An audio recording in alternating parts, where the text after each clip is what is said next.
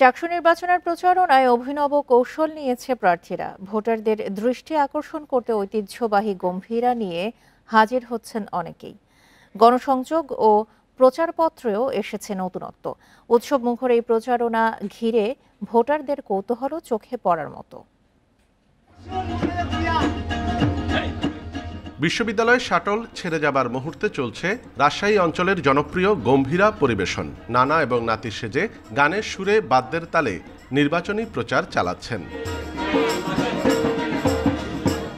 সঠিক প্রার্থী বাছাই করতে ভোটারদের কর্তব্য নিয়ে তৈরি করা হয়েছে গান। ব্যতিক্রমী এই প্রচারণা ঘিরে ভোটারদের কৌতূহলও কম নয়। গান প্রচারণা করে ওদের ব্যালট নাম্বার প্রকাশ করছে, ভালোই আসলে। লিফলেটগুলো দেখতে পাচ্ছি, এগুলো তো আগে দেখতে পাইনি। ডাকসু থেকে মনে হচ্ছে চাকসুতে আমি বেশি ভ্যারাইটি দেখতে পাচ্ছি, যেটা আমার খুবই ভালো লাগছে। বুঝতে পারছি না আসলে মানুষেরা কেমনে নিচ্ছে। আমার কাছে ঠিক আছে, করুক নিজেদের মতো। শিল্পীরা বলছেন, প্রচারে নতুনত্ব আনতে দেশীয় সংস্কৃতিকে বেছে নেওয়া হয়েছে। এর মধ্য দিয়েই তুলে ধরা হচ্ছে বিশ্ববিদ্যালয়ের নানা বাস্তবতা ও শিক্ষার্থীদের সমস্যা।